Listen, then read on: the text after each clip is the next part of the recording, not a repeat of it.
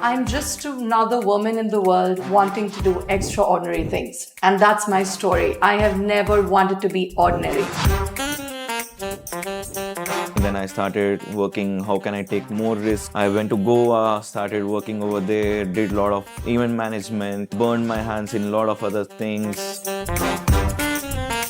I just loved learning about various subjects. You know, there's so many things happening, and why can't I understand any of it? People fear death second, and people fear stage fear first.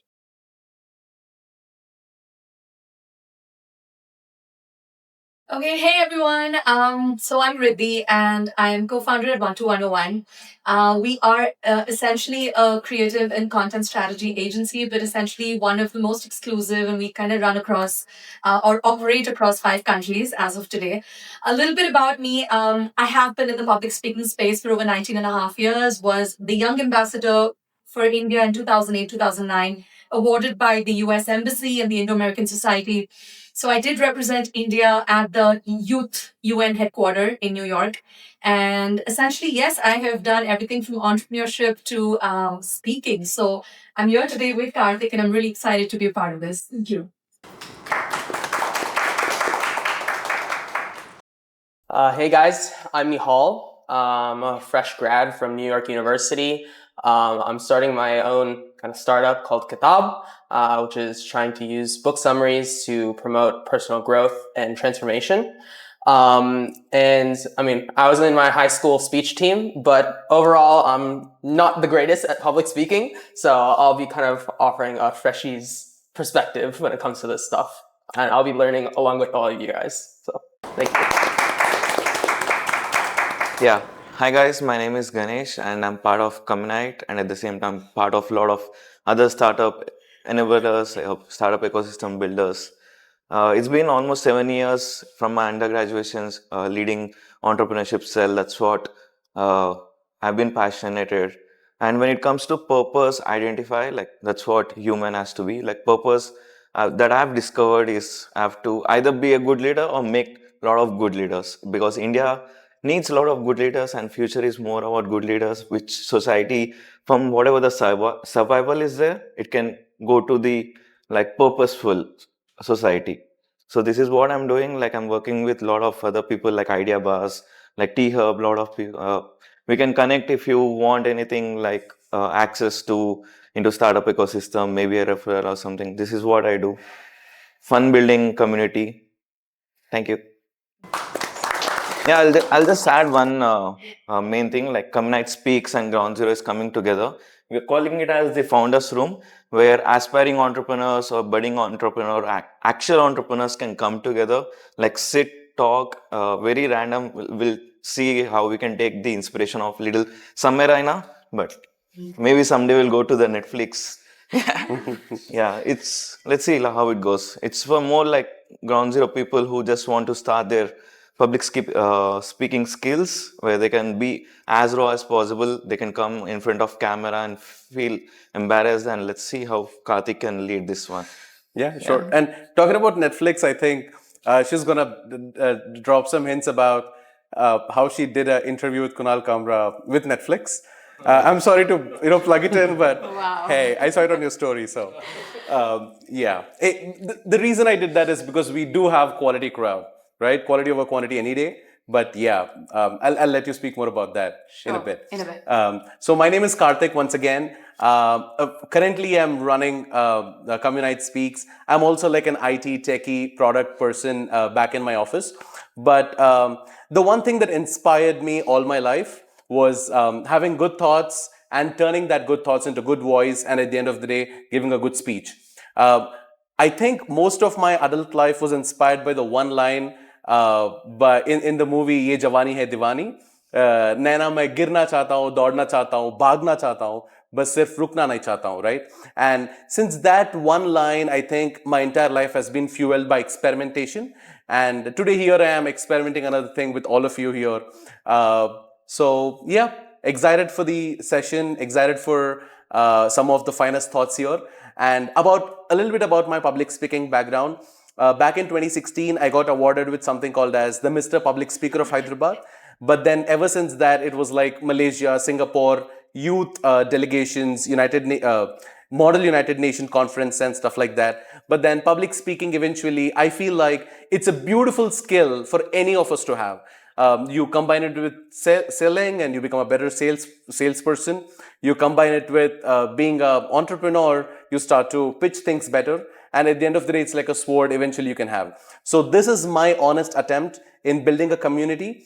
And apart from just doing workshops and making people speak with voice and intonation skills, here we are to talk about everything about public speaking and entrepreneurship.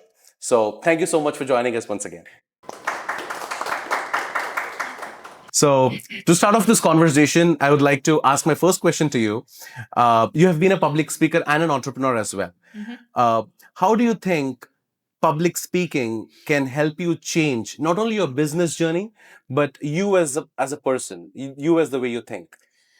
So I feel fundamentally, I don't think it only really applies to entrepreneurship, but if you're in a job or doing a business or even, I mean, somewhere associated to running the show, public speaking essentially helps you enunciate your thoughts better, right? So it's more presentation of what you're thinking because what happens more often than not that you kind of have very, very structured thoughts and you have some great ideas and great strategies and, amazing campaigns. But if you're not able to put that forward correctly, that's kind of where there's a miss. That's the gap, and that essentially really comes with public speaking, which I feel in turn directly builds confidence. So more than just, also presentation of thought or, presenting your ideas correctly, it's also the confidence, right, with which you kind of put your words out there.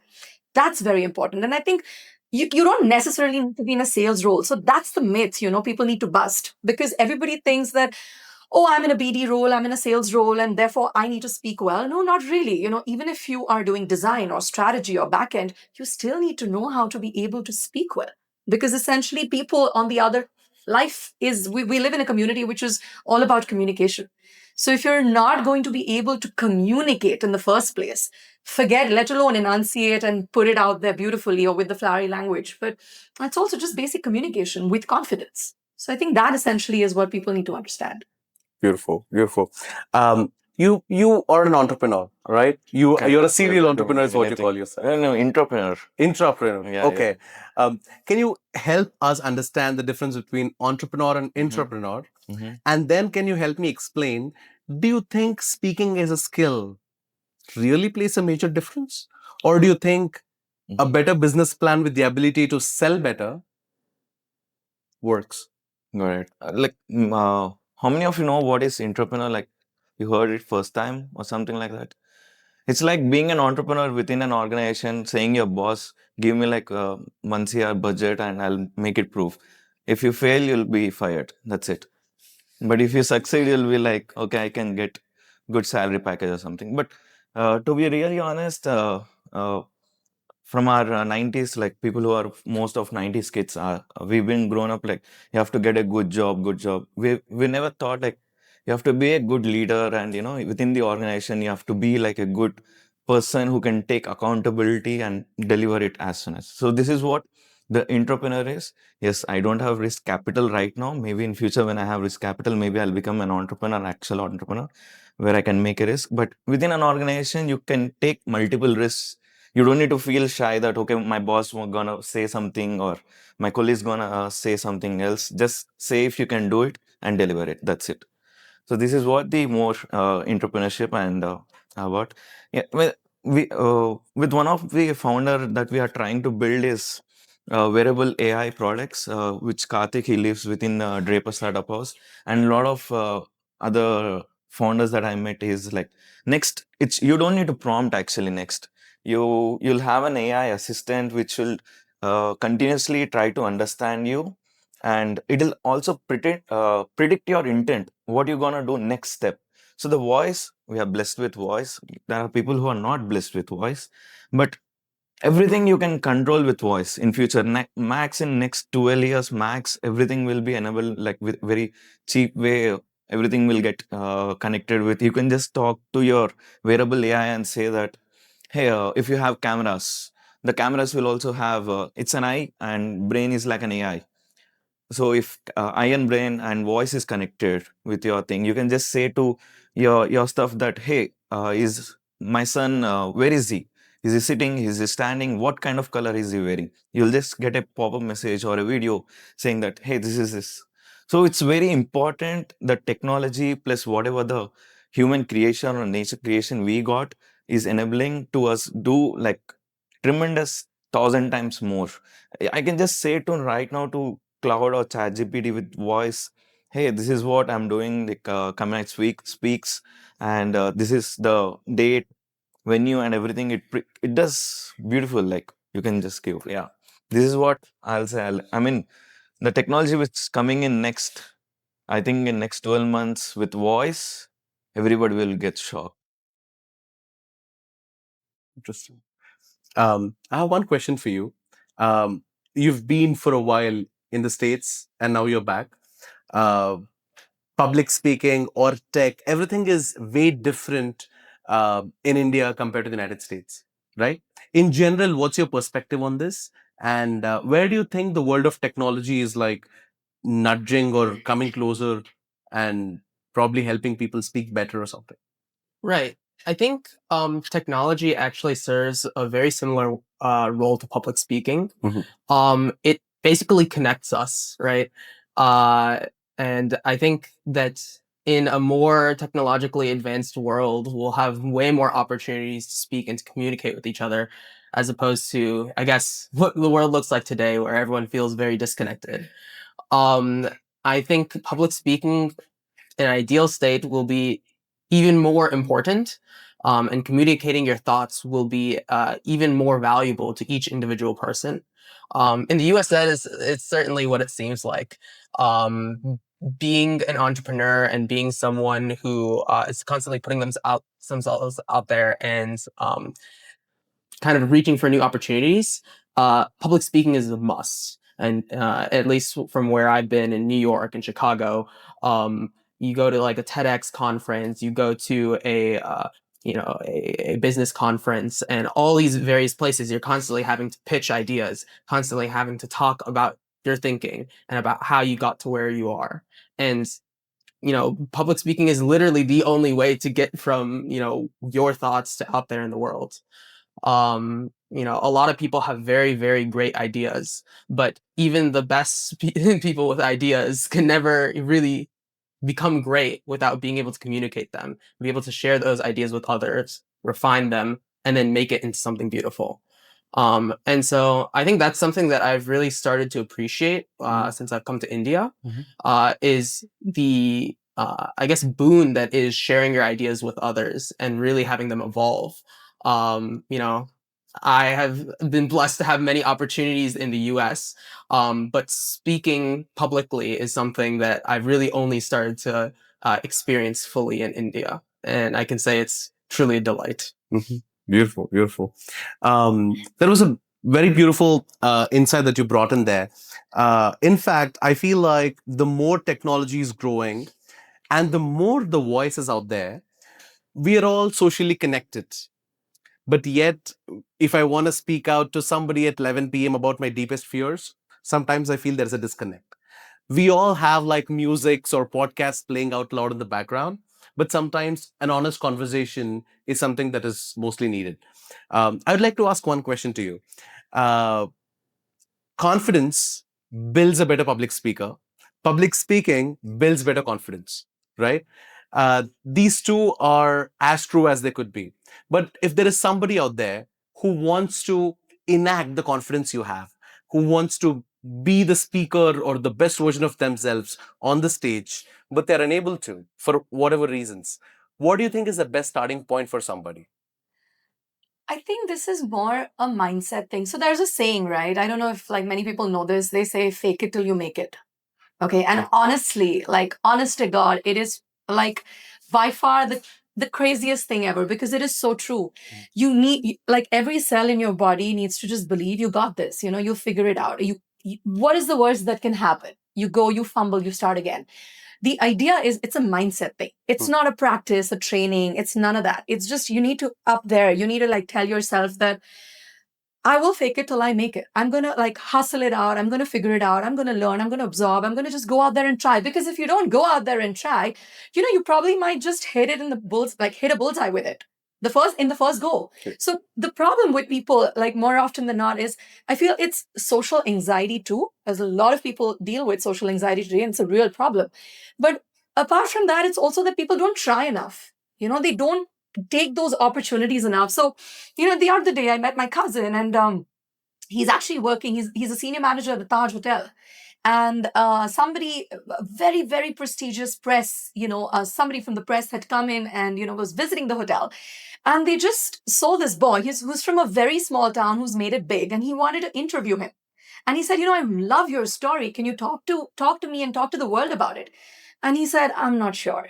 So the problem is that they have such fantastic stories to tell, but it's also the mindset and the fact that they don't want to try enough to even like attempt it. So I don't think this is a practice or I don't know it. I've never trained in it before. I think it's just up here. And trust me, the fake it till you make it has worked a lot with me as well in my It initial works? years. Yeah. Wow. It did. Beautiful, beautiful. It did. Today I was just watching this Netflix Pet 2. Right. Like it was saying like if you can't be brave, pretend brave. Absolutely. That's Yeah. the thing. That's what I'm saying. So that's so true. Yeah. Yeah. That's beautiful. That's beautiful. Ladies and gentlemen, I've been researching and practicing and listening and working more on the concept of heartfulness, meditation, manifestation, and visualization. And for somebody who are listening these words for the first time, yes, these four are four different things. Meditation is different from visualization. Manifestation is different from anything else. So the funny aspect when you said it hit me on a nerve saying that there are cells in your body that just needs a friend who can like put a hand on your shoulder and say yes, you can do it, right? And there are cells in your body that actually die every time you do something that you never did before. And there is also this entire biology about how your prefrontal cortex gets stronger every time you do something that you thought that you never could do. So, the very similar tangent here. When you step on the stage for the first time, there could be a huge part of you that says, "No, I cannot fucking do it," right? But as you said, when you start to believe that, well, maybe I should actually fake it. Uh, only the world, only you know that you're a pauper. The world doesn't. Right? That's a beautiful thing that you said there.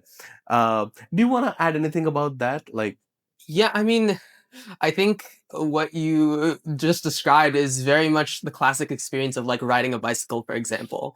It's, Yeah. the fear will just keep you from being able to do it. But the moment that you put yourself on both of the pedals and push forward, your instincts will carry forward and you'll be able to accomplish it. I mean, I think in the modern world, we have so much exposure to all of these things that it's very easy to develop a phobia or a fear of, talking out loud or trying new things. But there's also a kind of rhythm or habit to launching yourself into new experiences. And I think being an entrepreneur is something that is very much like that. You have to develop a sense for developing your prefrontal cortex in that sense and getting the rush of being like, hey, this is something new. Let me try it. Let me see, let me fail it. And then let me try it again and let me crack it. Right. I think that mindset is something that is very much hard to come by. But once you get it, you feel unstoppable. So I actually just wanted to add on to what he said, which was very interesting because a lot of people are scared of failure. That is the biggest problem. And that is also why there are very, very few entrepreneurs who are successful because people don't want to even take the chance of entrepreneurship. Or whether it's even, like you said, walking up on stage. The problem is we need to understand that failure is normal. It's we need to normalize failure. In fact, my parents growing up used to tell me, what is the worst that can happen if you don't go out there and try? I mean, we got your back. It's different when you're 38 and 45 and 55. It's different, I know. But you need to tell yourself that it's okay to fail because what is the worst that's going to happen? You're going to get up and start again. So that is also a fundamental issue with a lot of people, like universally, not just here, everywhere. They're just so scared to fail. wow. Fail faster to win faster, guys. Yeah. Fail faster to win faster. When he said, let me try this, let me try that, let me fail, I was like, what? Do you really want to fail? But then I think the one of the biggest things that you can build as long as you're young is probably the appetite of failing faster. Because the faster you fall, the faster you rise. Being an entrepreneur, I would like to know uh, how you connect with failure.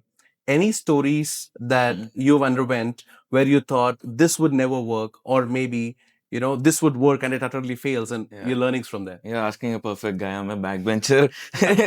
I was always been like good at math, but not good at other subjects. Was always failing on not curious enough to crack something. But for me, failure is yeah, definitely it's kind of fear. But whenever I fail, I just see that what learnings did I get at least. There is definitely damage of this, but what learnings I got, maybe I could implement in a better way. So for me, failure is like kind of did I learn or not? Failure sometimes is huge loss too. Like when I uh, kind of loss was like when my family financial was little bad, where I had to give like almost 70 lakhs to my family, like from my savings. It was a loss, but it was not a good learnings over there. It was a kind of failure. So you have to differentiate what is exactly your failure. Is it like you want to learn and fail, or is it like fail you wanna bypass like a pain? Interesting. Yeah. Connecting the aspect of failure to uh, confidence and to speaking and storytelling. Now Nihal here, he has the finest accent. You have the finest New York Bronx accent, or the accent of the modern 21st century American, right? Come on, And you and I also kind of share a decent public speaking accent, maybe because of the experience and the history behind it. Now he also has a beautiful way of explaining stories. Now I would like you to pitch in the idea that is public speaking, storytelling is equal to being a great English speaker, or is it, or does public speaking or storytelling has nothing to do with the language? You know, I have a very good example for this, Narendra Modi ji. Oh, He had absolutely no idea of the command that he would have over the English language. And he was somebody who was running a tea stall, and he's running a country, and he's running several, I mean, technically, okay, let's not get into the politics of it, but, hey, but yeah, you know. adding to what you said, like maybe the quality of the politics he does is debatable, Right. but Yes. isn't he one fine storyteller? Oh, he's fantastic. His speeches, okay, however controversial, we don't want to get into that, but they're fantastic. The way he can connect with somebody who doesn't even follow him. That is the power of public speaking. It is not about, hey, I've gone to a Hindi medium school or a Gujarati medium school or a Telugu medium school or an English ICSE board or an ISC or whatever, an IB, for all you know. It has nothing to do with that. Public speaking has nothing to do with language. It is honestly just like you said, it is just how you can narrate your story in whatever tonality that you want to do it in. The power of speech. That's public speaking. You don't really need to know English for that. Beautiful, beautiful. Yeah. And I love how she brought in Narendra Modi ji, because if you ask me, Yes. or if you ask some of the finest coaches present here, dissecting his speech, dissecting his 10-minute or 30-minute speech, you get the basic framework of how you have to be a world-class public speaker. The pauses, the intonations, the connections to age-old history, or bringing in a different language like a punchline or a Sanskrit sloka or something like that. Now, I don't know if it's going to work for you in your office tomorrow, but that is definitely a script for being a great speaker. I want to ask some question to you regarding confidence building and public speaking and personality development overall. I'm assuming you have come up from a educational background in America, right? Do you think there are some aspects in your curriculum that makes a person whole?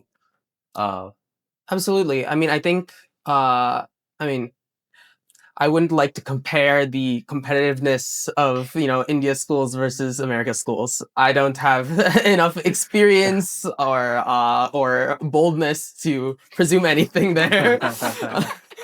But I certainly know that public speaking was very much ingrained deeply within my education. I mean, presentations and all kinds of, talking, discourse, seminars. These things are very much part of the United States liberal arts education. And I think that was very important to me and who I became, because being able to do research, being able to articulate your thoughts in your own mind is one thing, but being able to speak to others, it's holding your thoughts to an entirely different level of accountability.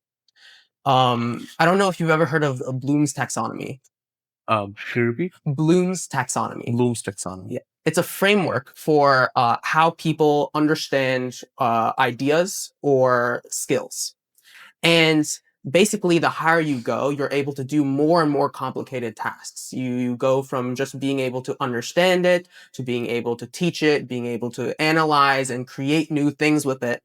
And public speaking is one of those activities where if you're able to speak to such a length about a certain subject, that is such a more deeper and rigorous understanding that you have of that, as opposed to simply being able to write a document or create a presentation. The speaking, the mastery over how you articulate your thoughts is such a useful skill to forming your own opinions and forming your own ideas. And that's something that American education has never taught, but has taught me. Oh, beautiful, beautiful, interesting. About public speaking, folks, there's this one beautiful line, right? Let's talk about the concept of what a toast is, right? When you sit on a dining table with some couple of friends or having a beer, if there's an occasion they want somebody to raise a toast, right? Here's to goodness, here's to glory, and whatever, right? Something like that. It's a toast, right? So there's a funny public speaking reference to people raising a toast when a funeral is happening. So somebody has died, and what do you want to do? You want to talk good about somebody who's dead. You don't want to backwitch about somebody who's dead. You want to talk about something good they've done. You want to talk about, he's the one I'm happy for, or something like that, right? So when speakers and fellow relatives were given a chance, do you want to speak something about the dead person? They said, I'd rather be in the coffin than being a speaker, right? And from there, the reference has started that people, the word stage fear has come from there. People fear death second, and people fear stage fear first. So, so Communite Speaks is all about removing that stage fear. That's not a plug-in, but when you said I just got related to it, I would like to hear some fine stories from all of us here. So, about you and your experiences. Do you think there is any one moment where you had to fight yourself, or you had to step out of your comfort zone, or do the undoable for becoming whoever you are today? Yeah, maybe making the Instagram into public account was a little discomfort. I mean, I was always did marketing, a lot of marketing, but making social accounts like a little public account was like kind of discomfort. I mean, even Nihal is not in on any social media. Yeah, I think that was like little discomfort, making people like show what I'm doing and everything. But I would say this one has a major stuff. That's the reason the founders room, maybe a lot of people who are like introverts or people can just come, showcase. Yeah, Kamai Speaks will record and beautifully, you can have your first post as a Kumar style and you can be famous. Yeah. Yeah. Why is it always a problem for introverts? Do you think, like psychologically? Wrong person to ask about introverts. Worst person to ask. But Okay. I mean, I don't know if I mean. Is it the acceptance part that hurts them, or is it the fear of failure, or is it lack of validation? No, I think it's judgment. Oh. I think it's judgment. It's the fact that people judge very easily today. And everybody is just, again, scared to be judged, which I really don't know why. I mean, you are what you are. You're not going to be able. And to be very honest, as much as I know technology has kind of brought us together, I also feel it's exposed a very different facade of what people are. Like when you see people on Instagram versus I know a lot of them, like maybe some of the biggest influencers when I've met them offline or I know them personally, they're very different people. So it's the believability and the judgment that I feel people just feel like, oh, I don't know, am I proper enough to be on the gram or to be viewed? A lot of questions on the gram, on social media, but you, why isn't you on social media? Like that's a number Yeah, one. so I'm sorry to cut you Yes, there. yeah. So I was like, okay, I need to know who I'm sitting with, on the panel and like on the Yes. podcast. I'm like, okay, let me at least. So, because when you told me to record the video, I was like, okay, I need to know who I'm talking to, right? Yeah. Or talking with. And then I searched for Nihal. I'm like, Nihal Reddy, Nihal. And I'm like, okay, there is no Nihal. I figured out. Like, he's off social media. Yeah. What's up? Yeah, I mean, just to be clear, all my friends have social media, Instagram, whatnot. And I do have a LinkedIn.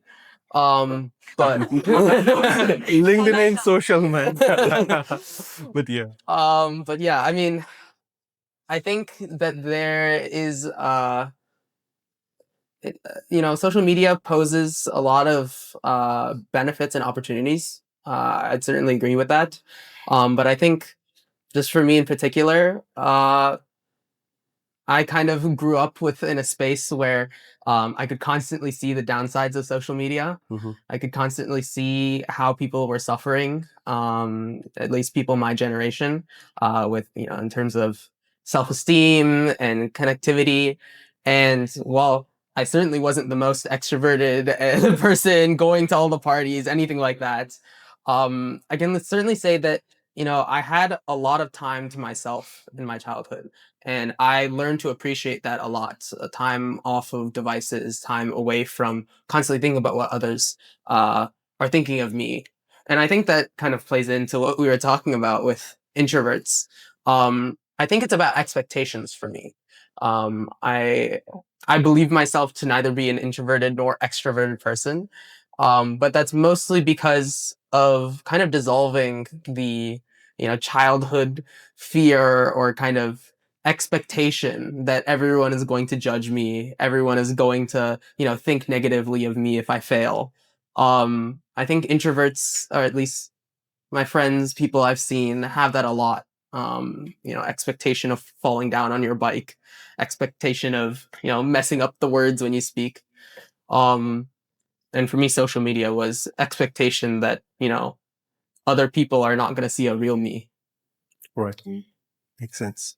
Talking about social media, like, I mean, we have entrepreneurs sitting here, and only you should be knowing how much amount, like, how much part of the income or the revenue you put for having a better social media profile. Because, like, everybody wants to showcase themselves as the best. And we know there is a certain degree of fakeness to it, because otherwise we wouldn't be worrying about why is my friend looking so good with this person. So my question to you guys, like, while building businesses, while scaling, as you said, social media provides a bunch of opportunities and benefits. So how do you utilize in your favor? And So with my work, I mean the work that we do, essentially social media is like 100% of our platform because we are a creative and a content strategy agency. And we kind of work with brands on Meta platforms and LinkedIn, X, YouTube, Pinterest. So like work for me kind of revolves all around social media. But having said that, personally, I abhor it. I can't handle it. I cannot deal with it. It is, the doom scrolling is what gets to me. Because once you're on it, to get off it is very difficult for a lot of people. I mean, at least for me, I can say. So in my personal time, I kind of avoid being on it. But just to answer your question, when it comes to opportunities, like Nihal also said, it's how you treat it. There are opportunities on social media, there are opportunities offline, but there are also drawbacks that come with it. So you need to be able to demarcate where you want to or what you want to pick out of it. Also, I think the last 5 years post COVID, social media is cluttered. Yeah. So I think the 2020 to the 2023 was amazing because it gave birth to creators in a very different sphere, a very different space. Some of the micro medium influencers actually blew up in that phase because there were only those 100 creators at that point, right? Now post 23, because the 1 million 1 billion people saw, oh, like these 100 people could do it, like let me try being a content creator. They didn't really understand what went behind content creation as well. A lot of them just wanted to do it, which is great, but because of that now we have like 15,000 creators, right? So it's also a very competitive space when it comes to opportunities. Like to identify the right opportunity will take time. Ladies and gentlemen, we have three fine speakers, and you all have been listening to us without knowing anything about us. You have been listening to all of us just because of the hype I've given, probably. So now, if you've given, like, maybe if this is your moment of shining and lights and action and camera, if you are on your TEDx stage right now, and if somebody asks, "What's your story?" Go ahead. Okay, I'm just another woman in the world wanting to do extraordinary things. And that's my story. I have never wanted to be ordinary. And I mean, I think as a person, Riddhi has been overtly ambitious. So what happens is, and that actually, so let me tell you a little bit about me because that might help. I started working at the age of 16. So my first paycheck, even though I came from Touchwood, a very rooted family, my parents, just let me out in the world very early on and started working at the age of 16. I'm a professionally trained dancer, choreographer, have been in New York as well. So I trained at the Broadway Dance Center as well. So I did about 14 years of dancing, out of which 6 years was professional bachata, ballet, Broadway, contemporary, modern. So from there, launched my studio in Bombay, one of the first art spaces in Bombay called House of Wow. And then eventually I never really looked back. So from then to here, I have gone through heartbreaks. I've gone through a divorce. I've gone through pain. I've gone through trauma, setting up two businesses, gone through extremely toxic work environments where I was CXO of one of the biggest fashion houses in the country. And then I was executive vice president of another fashion house here in Hyderabad. And after all of that, just found an amazing, amazing human being who's also, I want to mention, who's also my business partner and my partner, Rahim, who's here actually supporting me. And he's here for me. And that kind of changed my life. And that's what gave birth to 12101. So I just want to tell people, and I'm so glad, Karthik, thank you for this opportunity, because even if it's a small crowd and amazing people, I'm sure, sitting out there, even one small change, can really do it for you. With all the failures, all the trauma, all the pain, I think it's just important for you to know every morning you wake up, you got to be grateful that you even woke up. People forget about that.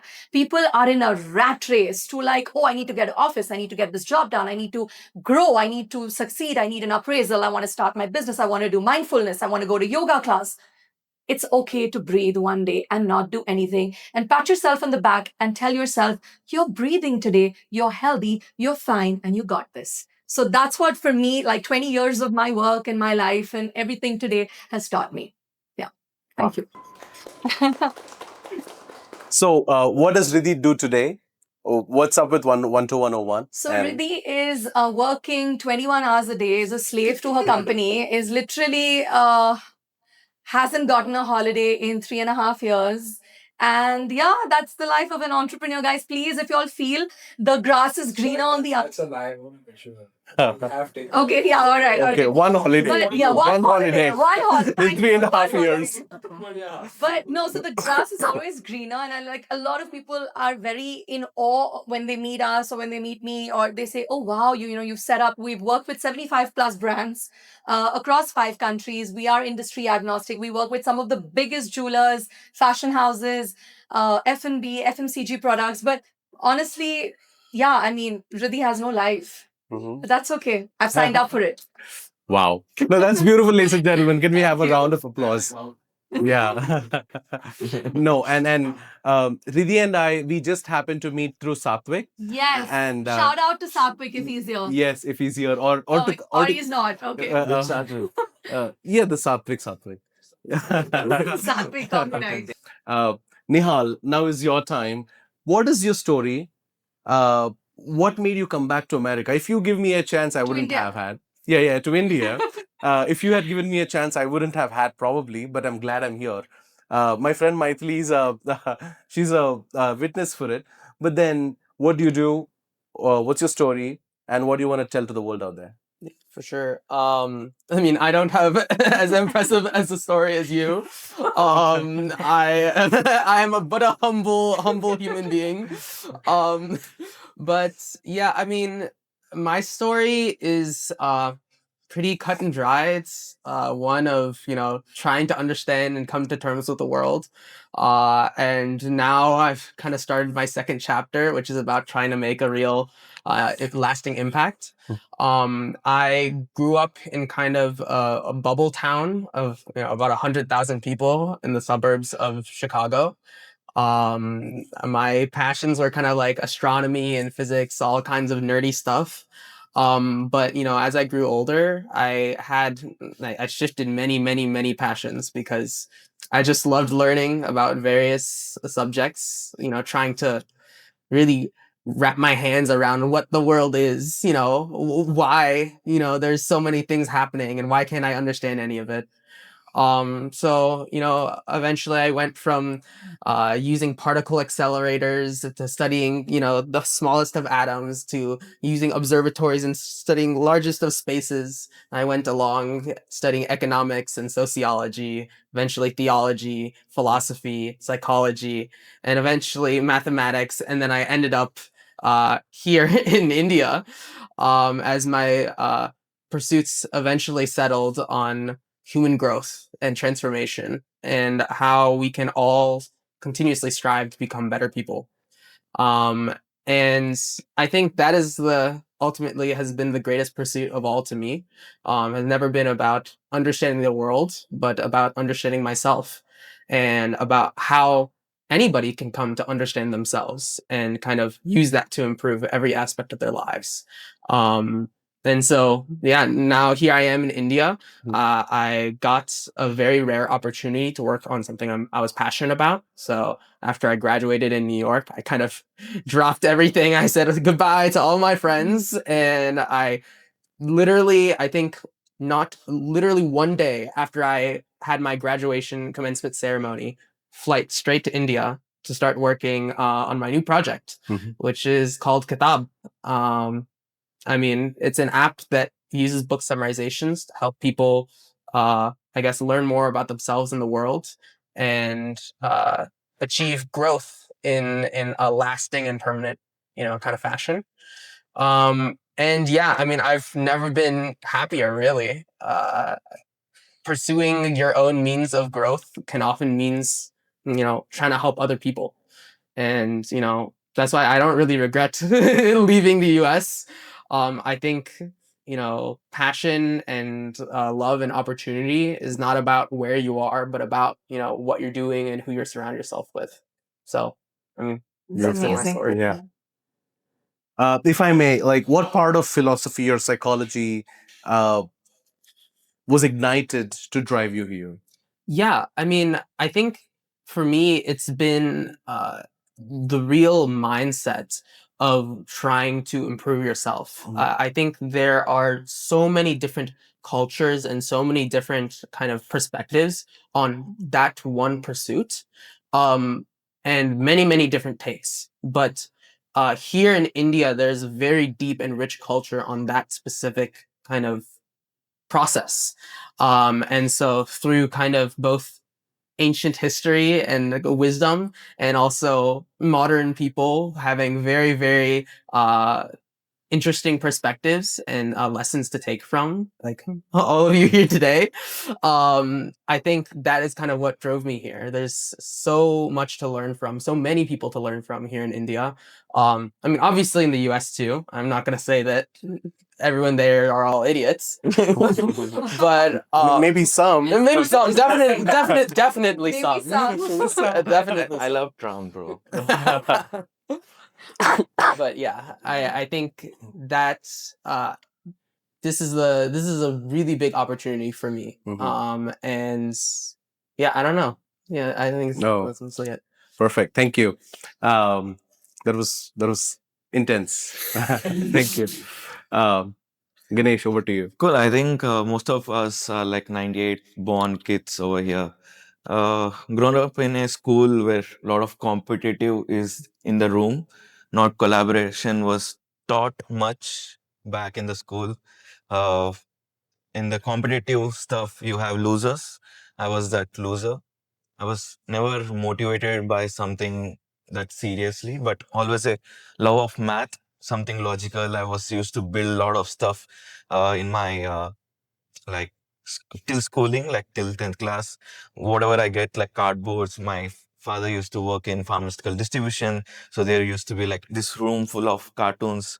So I used to build like 3 floors, 4 floors of a mini society where people, like I used to call kids from other streets and, hey, you have this garage and you have something like this business. And I used to create a fake currency and we used to exchange uh, rather than studying the real books. Yeah, this is what I do. And then later on, I went into Sri Chaitanya Narayana. Starting from non-sunrise to after sunrise, life was inside the 4 walls. They fooled my father saying that you'll have everyday sports. That's what they told my father instead of saying it's a triple IT thing and you'll not have a life. It was very terrible. I can't use what happened. There were like people like give up their lives and everything. Yeah, this kind of situation. And I got a very stereotype in education that okay, if I learn, then I'll end up like someone like this. So after that, I just started like understanding how society works, how like the government works and everything. Then people taught me that you need to have a job to live. Then I started in my like undergraduation only started working in a very small things, very basic stuff over there. Understood the how capitalism works. Then I understood that job thing is not mine. It doesn't align me, motivate me. Then I started working. How can I take more risk? I went to Goa, started working over there, did a lot of event management, burned my hands in a lot of other things, a lot of friendships, bad uh, breakups, which thought, yeah. And then I started realizing when I losing a lot of money and it happened good. I really feel like whatever the money loss I had because it made me detach from the capitalist little like money is not everything. That's what I feel. Even if I'm right now like negative balance too, I can be happy, I can live happy, I can sleep happy. The reason is I have uh, like when I started my post graduation, I started understanding what is my purpose exactly, how I can really be motivated to live this life, because we all know that we're gonna die. This is what real, but we don't want to die actually. So we want to die with a purposeful die. So what is that purposeful die was like either what was the pain point I had was like not having a good leaders around me. It was always competitive, like even if we are like 4 people sitting in a classroom, not each other teaching like you should be like someone. If you learn something, I should be capable of teaching you. It's not that I have to get good marks like more than you, more than someone else. It's being competitive within us damages. Then I started calling it as something like I'm trying to build new age entrepreneurs. This is what my social handles, Insta, like internet persona says. So then I started building on that, pitching to people. Them they're rejecting me. A lot of people happen. Even Satvik Communite, a lot of people rejected me. But right inside me, I said that you can't reject me. I choose you. So I made a lot of stuff from last 1.5 year. I partnered with T Hub. I partnered with Draper Startup House, Kokama, which is business of rental space, which offers us free space, which is like a boom, like all the other. I can't reveal on the mic what free stuff we get. It'll be bad for them, bad for the people. Yeah. But shout out, sorry to cut Yeah, you. yeah, yeah. Shout out to what the reason of this collaboration, not the only reason, Yes. but one of the biggest reasons, ladies and gentlemen, the Communite Speaks and Ground Zero is these guys do such a fantastic job. And the moment when we came on collaboration with entrepreneurship and public speaking, the first thing he said was, Draper, the fifth floor, the fine menu. yeah, I'll get it you for free. I was like, No what? draper, cut. Yeah. Yeah, like there's a lot of, I won't say, if Ganesh goes, definitely it's not like free for him. It's more like a, whatever the vision he had of Ground Zero, building a like-minded community of entrepreneurs coming together, uh, building something meaningful for the society and for them. This is what they started understood and going more forward. From last 1.5 year, I partnered with a lot of people, met a lot of people. I'm currently working with Sunera Group, which is the founder is Ravi Reddy Kaki. He's also very interesting persona that from last 6 months, 7 months, I was looking for a guy who is really passionate to build startup ecosystem and also want to build personal brand, marketing side. This is what my bread and butter is, like doing marketing stuff side. Grateful after 6 months, I found Ravi Reddy, who is actually uh, father of Nihal too. Oh. Yeah. So he's a venture capitalist. He's building a lot of. He's taking a lot of startup ecosystem initiatives. He's coming soon in Idea Buzz, which is like a Shark Tank. How Sony has Shark Tank, Z has something called Idea Buzz. He'll be one of the titan over there. And there is something called Bower School of Entrepreneurship. He's also board of director. So whatever he's taking initiatives, I'll be part of it, trying to execute them. So I'm really blissful whatever I'm doing right now to make sure that our Hyderabad, Telangana, India will get maybe indirectly or directly a good leaders. At least one leader could change a lot of stuff. Amazing. Yeah. And currently, Ground Zero is a team of 30 member. Nobody gets paid. Yeah, we have Ground Zero is like a playground for entrepreneurs. There is students level, there is again women, there is again a founder level. All are like people, amazing people like me who are capable of getting easy paid of 1 lakh a year. We have like almost 400 applications, which worth of 4,000, 400, sorry, 4 CR talent pool. So I really believe you guys have to be a good leader. Back then, there was a lot of people saying that there is a lot of skill gap. There is no skills. There is no skills. There is a huge skills now, but you need to give them direction as a good leader. So yeah, this is what I'm trying to do. Yeah. Beautiful, beautiful. So, beautiful stories. Thank you so much for being vulnerable and open enough to share what you've gone through.